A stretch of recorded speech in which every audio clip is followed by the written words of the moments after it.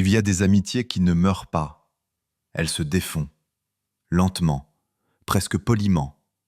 Et c'est précisément ce que Johnny Depp, à 62 ans, finit par nommer sans détour. Une loyauté qui s'est usée au contact du silence. Johnny Depp, on le connaît pour les métamorphoses, les masques, les personnages plus grands que lui.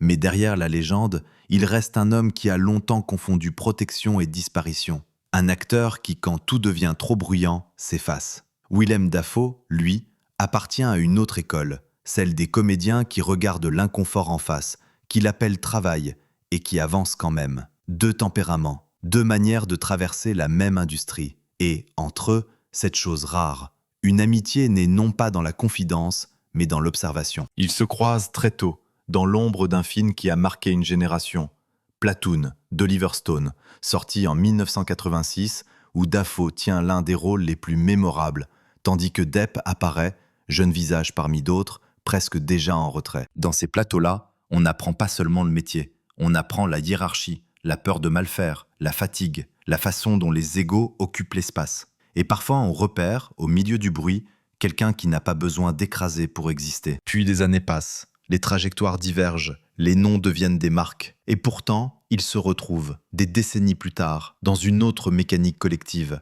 Murder on the Orient Express en 2017, distribution prestige, protocole impeccable, regard qui se mesure sans se toucher. On pourrait croire à une simple coïncidence de casting. Mais ceux qui travaillent avec eux parlent souvent de ces relations sa photo, ces liens qui ne se prouvent pas sur tapis rouge, mais dans un couloir, entre deux prises. Une main sur l'épaule, un sourire bref, une phrase qui tombe juste. Alors pourquoi Johnny Depp en parle maintenant? Parce qu'à 62 ans, on ne raconte plus pour séduire, on raconte pour trier. Depp a 62 ans, et cette précision n'est pas un détail. C'est l'âge des bilans, des amitiés passées au tamis, des fidélités qu'on revoit différemment. Après des années où sa vie publique a été disséquée, contestée, jugée, chaque mot pèse plus lourd. Et dans ce poids, il y a une question intime. Qu'est-ce qui reste quand le vacarme retombe? Ce qu'il appelle amitié fragile, ce n'est pas une trahison spectaculaire. C'est plus cruel, c'est l'éloignement sans scène, l'écart qui s'installe parce que deux hommes n'ont pas la même manière de survivre. L'un protège par le retrait, l'autre par la franchise. L'un attend un signe, l'autre refuse de jouer au devin. Et un jour, on découvre qu'on ne parle plus que de travail, qu'on ne se raconte plus rien, qu'on se respecte toujours, mais qu'on ne se rejoint plus. Et c'est là que l'histoire commence vraiment. Car au fond, qu'est-ce qui a fait naître ce lien la première fois? L'admiration, la reconnaissance ou la solitude partagée? Quand exactement l'amitié a-t-elle cessé d'être un refuge pour devenir une distance polie? Et surtout, qu'est-ce que Johnny Depp n'a jamais osé dire à Willem Dafoe jusqu'à aujourd'hui? Il y a des rencontres qui ne ressemblent pas à une rencontre. Pas de grandes phrases, pas de poignées de main historiques. Juste deux trajectoires qui se frôlent, parce qu'un plateau de cinéma les force à respirer le même air au même rythme, dans la même fatigue. En 1986, Platoon n'est pas un film comme les autres. Oliver Stone veut un tournage qui imprime une mémoire dans les corps. Le casting est large, l'intention est brutale, donner au spectateur une guerre à hauteur d'homme. Dans la distribution, Willem Dafoe a déjà une présence électrique. Johnny Depp, lui, est beaucoup plus jeune, encore loin de devenir une icône mondiale, et son nom n'est pas encore un phénomène. Mais ils sont là, tous les deux, dans cette histoire qui va marquer le cinéma américain. Ce qui va les rapprocher, ce n'est pas la gloire, c'est le cadre. Le tournage commence aux Philippines, sur l'île de Luçon, avec une production lancée en février 1986 dans un pays secoué, politiquement instable, où l'équipe frôle l'annulation avant même de tourner. Et dès l'arrivée, Stone impose au casting une forme d'initiation. Entraînement intensif, tranchées à creuser, marche forcée, embuscade nocturne avec explosion d'effets spéciaux. On n'est plus seulement dans la préparation d'un rôle, on est dans une fabrication de réflexes, une mise à nu. C'est souvent dans ces conditions-là que les personnalités se révèlent. Willem Dafoe, déjà reconnu pour une discipline quasi ascétique, appartient à ces acteurs qui ne demandent pas qu'on les rassure. Il observe, il encaisse, il cherche la vérité d'une scène comme on cherche une tension musculaire, sans bavardage. Johnny Depp, à l'époque, n'a pas encore l'armure. Il a cette sensibilité qui, plus tard, fera sa force, et parfois sa fuite. Il n'est pas faible, il est perméable. Et sur un tournage qui vous impose la poussière, la sueur, la peur d'être ridicule, cette perméabilité devient un langage. Ils ne deviennent pas immédiatement amis, ce serait trop simple. Sur Platoon, la hiérarchie est claire. Dafoe porte un rôle central, Depp est un visage parmi d'autres. Mais dans les marges, entre deux scènes, au retour d'un exercice, dans ces minutes où chacun retombe dans son propre silence, une forme de reconnaissance peut naître. Pas une fraternité déclarée, plutôt une attention. Et c'est là que la mécanique de leur relation se met en place. Dès le départ, Depp, par tempérament, repère les hommes qui ne cherchent pas à dominer la pièce. Dafoe, lui, repère les acteurs qui n'imitent pas, qui ne surjouent pas pour exister. Leur première conversation n'est peut-être même pas une conversation. C'est le constat implicite que l'autre ne triche pas, que l'autre ne fait pas semblant d'être plus dur qu'il ne l'est. Sur un film qui revendique la dureté, cette sincérité-là compte. Mais, déjà, il y a une fragilité. Parce que cette amitié naissante n'est pas construite sur la confession. Elle est construite sur le non-dit, sur le fait de comprendre sans poser de questions. Et cette façon d'aimer, respecter l'espace de l'autre, ne pas forcer l'intimité, peut devenir, plus tard, une faille. Car ce qui unit deux hommes dans l'épuisement ne les unit pas forcément dans le temps long. Quand le film sort, Platoon devient un repère culturel, un succès massif et un marqueur de carrière. Dafoe s'impose comme une figure singulière du cinéma américain. Depp, lui, va construire sa légende autrement, par détours, par choix inattendus, par personnages qui lui ressemblent parfois trop. Et entre eux, la vie passe, les projets, les entourages, les rumeurs, les agendas. Une amitié, dans ce milieu, ne se maintient pas par l'intention. Elle se maintient par la présence. Ils se recroiseront plus tard, notamment dans Murder on the Orient Express, 2017, où tous deux font partie d'un casting prestigieux. Dafoe, Depp et une constellation de noms preuve que leur chemin, malgré tout, reste parallèle. Mais à l'origine, la rencontre, la vraie, se situe là, dans un tournage qui exigeait des hommes qui faisaient dur avant même de jouer. Et Johnny Depp, aujourd'hui, semble revenir à ce point précis comme on revient à une photographie, non pour se souvenir du décor, mais pour comprendre ce qui s'est abîmé. Parce qu'il y a une question qui le hante derrière le récit. Si leur amitié est née dans l'épreuve, pourquoi n'a-t-elle pas survécu à l'épreuve la plus longue, celle des années? Il y a un moment, dans une carrière, où l'on cesse d'être un acteur pour devenir un nom. Et c'est là que tout se complique. Parce que la gloire n'agrandit pas seulement la vie, elle la réorganise. Elle trie les amitiés, elle impose des couloirs de sécurité, elle transforme les repas en réunions, les silences en stratégie. Pour Johnny Depp, l'entrée dans les années de gloire se fait par une signature, refuser le confort de l'image. Très tôt, il s'écarte du statut de jeune idole et s'accroche à des personnages cassés, étranges, vulnérables. Puis vient le basculement industriel. Pirates of the Caribbean, The Curse of the Black Pearl, 2003. Un film pensé comme un grand spectacle, mais qui doit beaucoup à l'irrégularité de son héros, un capitaine Jack Sparrow qui marche de travers, qui parle comme s'il masquait une douleur, qui joue l'irresponsable avec une précision presque triste. Le succès est massif. Le film sort en juillet 2003 et engrange des centaines de millions au box-office mondial. À partir de là, Depp n'est plus seulement un acteur, il est une valeur de marché, une icône, un corps qui porte une franchise. La gloire dans ces cas-là vient avec une double contrainte, être partout et ne jamais être vraiment disponible. Willem Dafoe, pendant ce temps, traverse une autre forme d'apogée, moins bruyante, plus constante. Il est de ces acteurs dont la carrière ressemble à une colonne vertébrale. Elle ne cherche pas la lumière, elle tient. Il passe du cinéma d'auteur au grand écran sans jamais perdre sa singularité. Et surtout, il s'impose comme une référence de respect, un comédien capable d'être dérangeant, tendre, inquiétant, sans jamais flatter. Les institutions, elles aussi, finissent par s'incliner.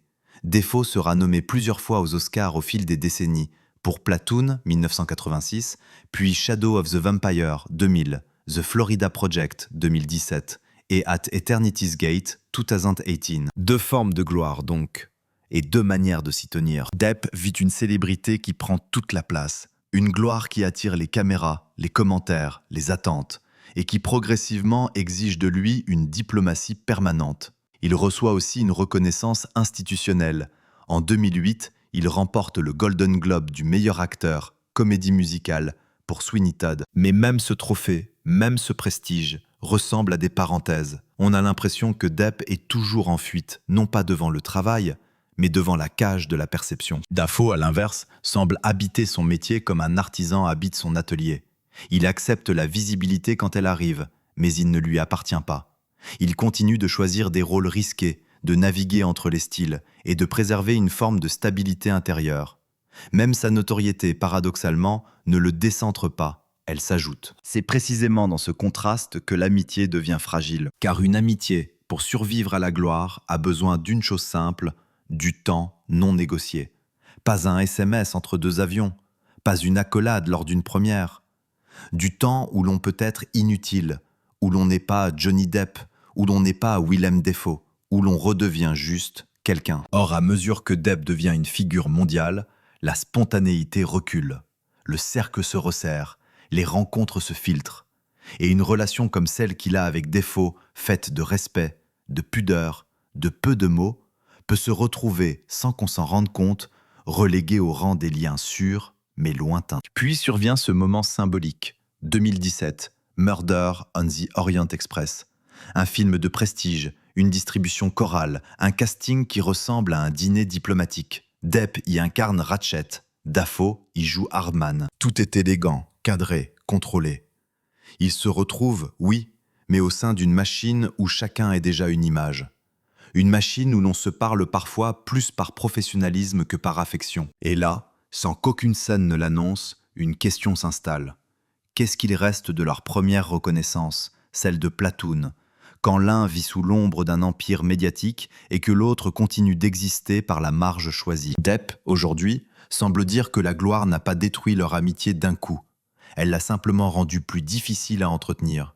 Elle a créé des retards de réponse, des rendez-vous reportés, des conversations qui ne viennent jamais, et surtout une habitude dangereuse, croire que l'autre comprend, même quand on ne dit rien. Mais alors, à quel moment, exactement, cette distance est-elle transformée en fissure? Il n'y a pas toujours une scène précise pour expliquer une fissure.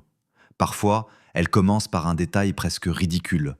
Un message laissé pour plus tard, un appel manqué, une invitation à laquelle on répond trop tard avec une phrase trop courte. Et l'on se dit, ce n'est rien. Sauf que ce rien, répété, devient une habitude. Et l'habitude devient une distance. Johnny Depp et Willem Dafoe n'ont jamais été ce duo public, complice, qu'on photographie en riant. Leur lien a toujours été discret, pudique, un respect qui se passait d'ornement. Mais précisément, une amitié construite sur le non-dit est plus vulnérable quand le monde devient bruyant. Car la gloire n'est pas seulement une lumière, c'est une pression, une organisation autour de soi. Et pour Depp, cette pression finit par ressembler à une guerre d'images. Ce que l'on dit, ce que l'on ne dit pas, ce que l'on laisse aux autres le soin d'inventer. Il se referme, il protège, il coupe le son. Dafoe, lui, n'a jamais eu ce rapport-là au bruit. Il appartient à une catégorie rare, ceux qui n'ont pas besoin de contrôler le récit parce qu'ils ne se confondent pas avec lui. Il travaille, il passe au film suivant, il garde sa ligne. Et c'est là que le malentendu apparaît. Mais alors, qu'est-ce qu'un ami doit faire quand l'autre disparaît? Depp, dans sa logique, attend une forme de compréhension silencieuse. Il imagine que Dafoe sait, sans qu'il ait à dire, que la fidélité se mesure au fait de ne pas poser trop de questions. Dans sa tête, la pudeur est une preuve d'amour. Ne pas insister, ne pas réclamer, ne pas forcer. Or, Dafoe fonctionne autrement.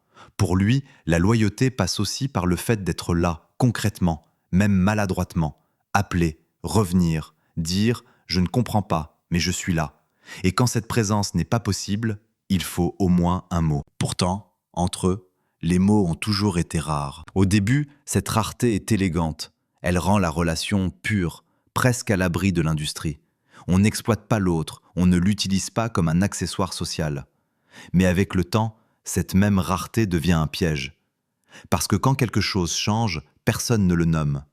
Quand l'un souffre, l'autre ne sait pas s'il doit entrer ou rester à la porte. Et puis il y a la question des entourages. Les cercles proches, les agents, les attachés de presse, les amis d'instant, ceux qui gravitent quand une carrière brûle plus fort. Dans ces milieux-là, on ne voit pas seulement des gens, on voit des fonctions. Le protecteur, le confident, le messager, le filtre. Et une amitié comme celle de Depp et Dafoe simple, horizontale, peut être considérée comme inutile, donc facilement repoussée. Ce soir-là, ce n'est pas forcément un soir où ils se disputent.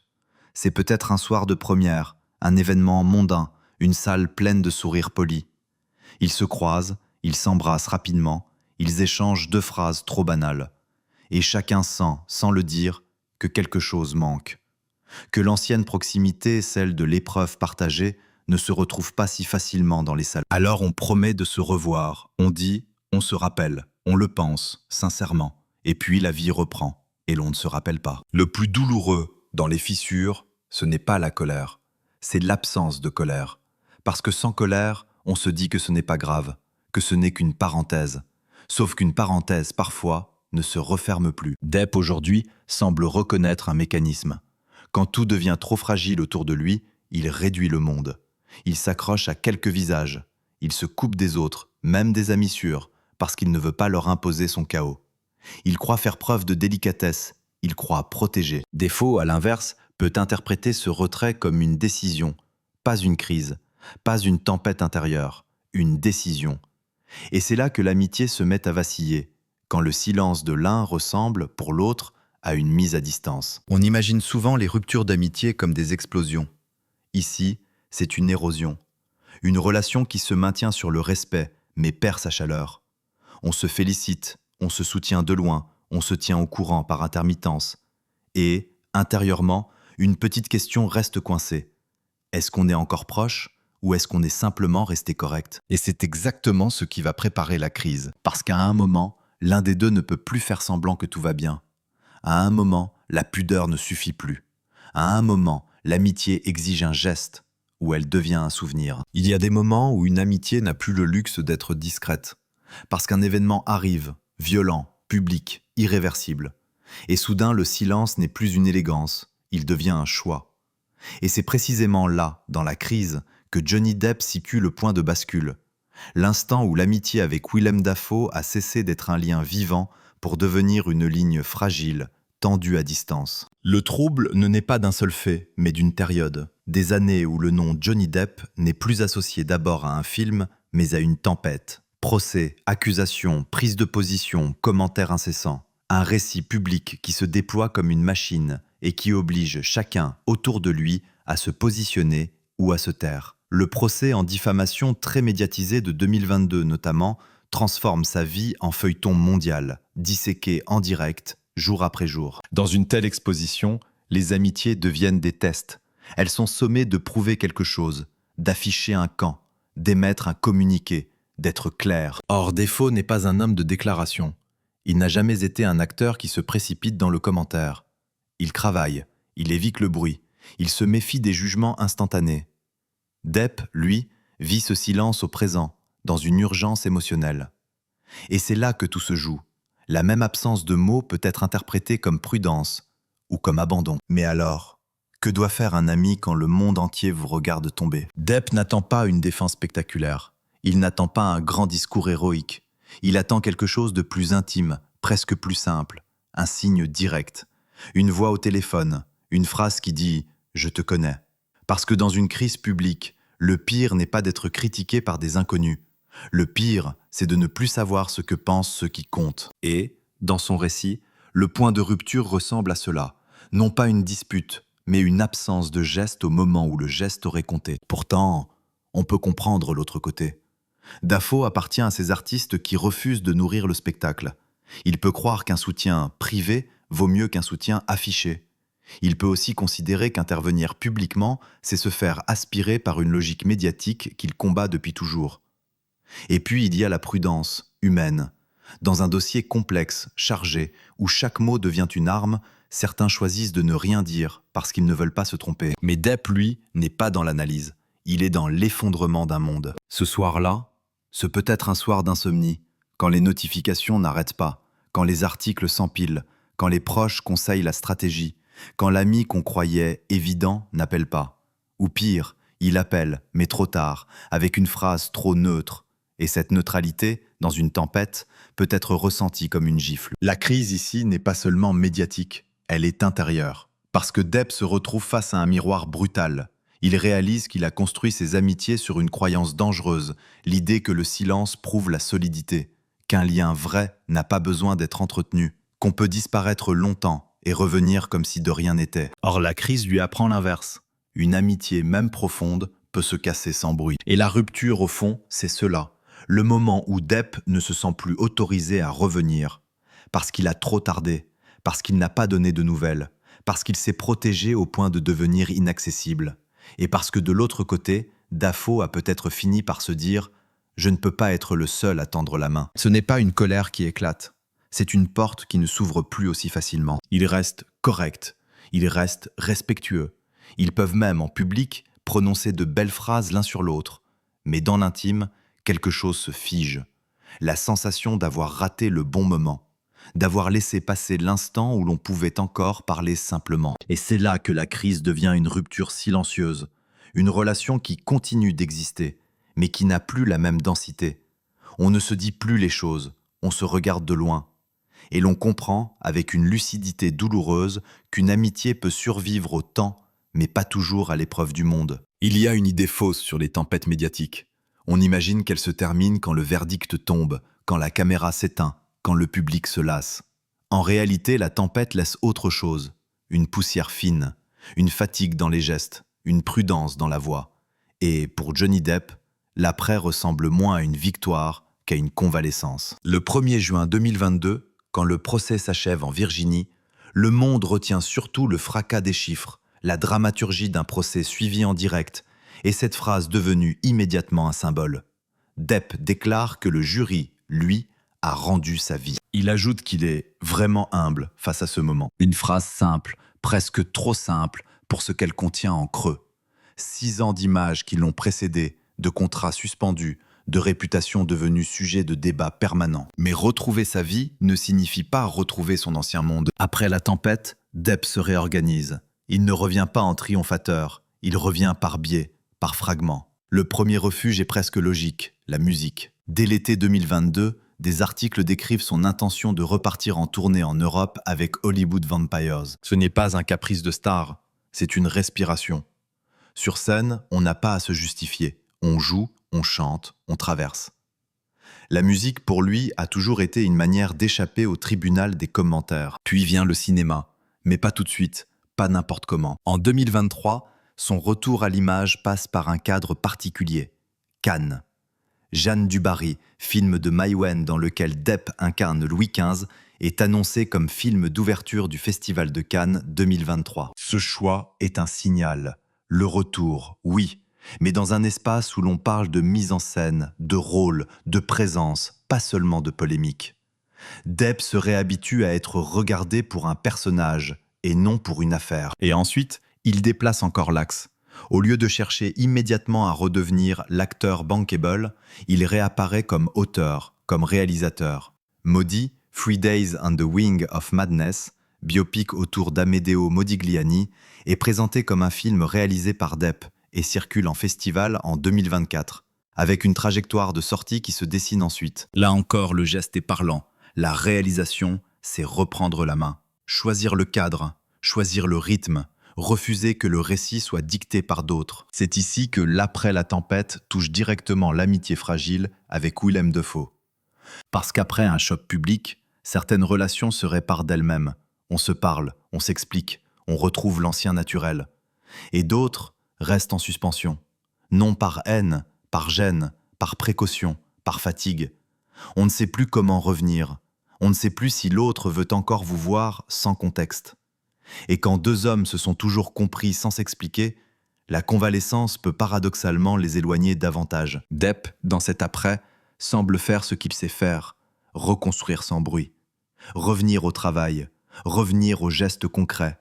Et, dans ce mouvement, la place de Dafoe devient presque un symptôme. Car Dafoe, lui, n'a pas besoin de se reconstruire au même endroit. Il a traversé des décennies avec une constance qui protège. Il n'a pas le même besoin de réhabilitation, pas le même rapport à la scène publique. Ce décalage, après la tempête, se voit davantage. L'un vit encore au milieu des débris, l'autre marche déjà sur un sol plus stable. Alors, que reste-t-il entre eux? Des signes indirects, le respect intact, cette forme d'estime rare qui ne se discute pas, mais aussi une question plus douloureuse. Si l'amitié était réelle, pourquoi est-ce si difficile de simplement décrocher son téléphone après coup? Pourquoi l'après n'a-t-il pas été l'occasion de se retrouver, mais plutôt celle de constater la distance? C'est là exactement que Johnny Depp commence à parler maintenant. Non pas pour relancer une polémique, mais parce qu'il arrive à cet endroit de la vie où l'on comprend que certaines blessures ne cicatrisent pas seules, et que le silence, même quand il a été un bouclier, peut devenir une prison. Après la tempête, il n'y a plus d'excuses faciles. Il ne reste que la vérité des liens. Il y a un moment où l'on cesse de parler des faits, et où l'on commence à parler de soi, sans défense, sans personnage. C'est là que Johnny Depp, à 62 ans, dit qu'il a enfin compris ce qu'il appelait pendant des années discrétion, et qu'il doit aujourd'hui nommer autrement. Il marque une pause. Il ne cherche pas les faits. Il ne cherche pas à faire de Willem Dafoe un symbole, ni un juge.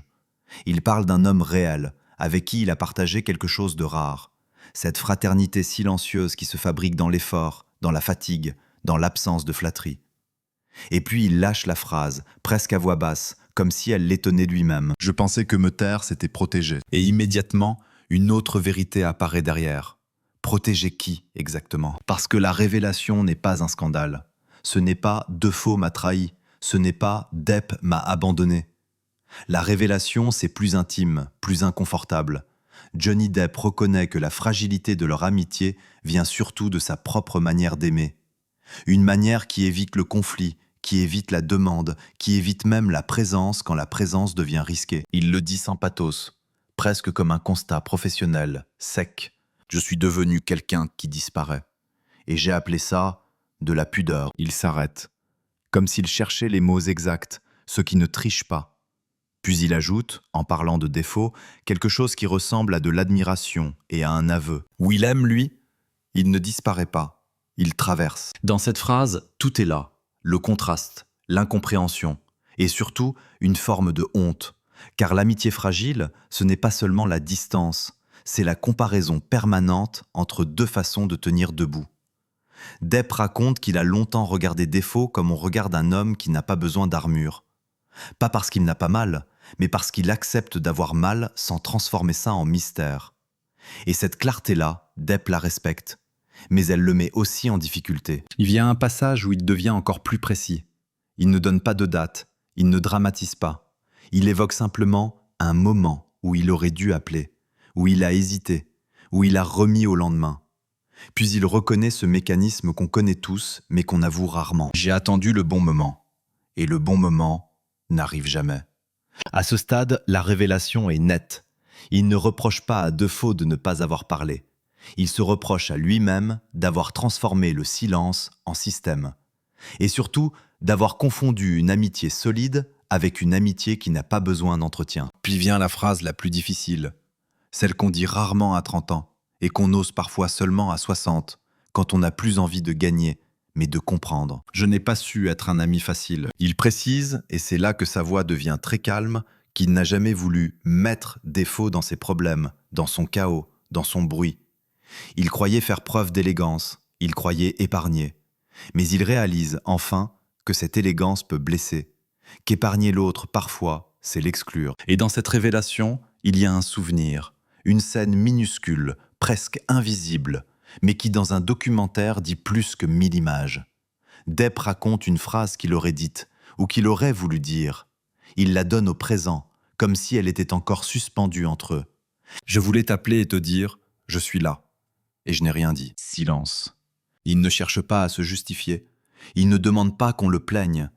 Il dit seulement que l'amitié avec Willem Dafoe est devenue fragile parce qu'elle reposait sur une confiance implicite et que quand le monde a exigé des preuves, cette confiance implicite s'est retrouvée nue. Puis il ajoute une nuance essentielle. Malgré la distance, il ne parle pas d'ennemi. Il ne parle même pas de rupture définitive. Il parle d'un lien qu'il ne veut pas salir. Ce n'est pas une histoire de rancune, c'est une histoire de timing et de peur. Et là, la révélation change de nature.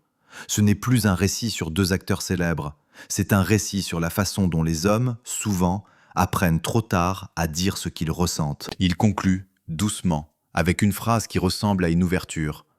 Si je le dis maintenant, c'est parce que je n'ai plus envie de laisser le silence décider à ma place. Il y a des histoires qui ne se ferment pas par une réponse. Elles se ferment par une acceptation. Et c'est ainsi que Johnny Depp, à 62 ans, laisse cette amitié avec Willem Dafoe dans un état étrange, ni réparée, ni détruite. Une amitié qui a changé de forme, comme changent les choses qu'on a trop aimées pour les forcer. Il ne cherche pas à conclure comme on conclut un procès, avec un verdict. Au contraire, il refuse la tentation du bilan définitif, parce qu'il sait, désormais, que ce serait mentir. Dans la vie réelle, les liens ne s'alignent pas sur une narration parfaite. Ils se décalent, ils se fatiguent, ils se retrouvent parfois, par bribes, dans un message inattendu ou un regard au détour d'un couloir. Ce qu'il dit au fond, c'est que l'amitié n'est pas un contrat, c'est un rythme. Et leur rythme, pendant longtemps, a été fait de silence et de respect. Un rythme qui, dans la jeunesse, semblait indestructible parce qu'il n'exigeait rien. Mais avec l'âge, ce même rythme révèle sa limite. Si l'on ne sait pas se parler quand ça tremble, alors on finit par se parler seulement quand tout est déjà passé. Depp raconte qu'il lui arrive encore d'entendre une réplique, une intonation, un rire de Dafoe dans un film et que quelque chose se serre. Pas une douleur spectaculaire, une petite tension, comme un rappel.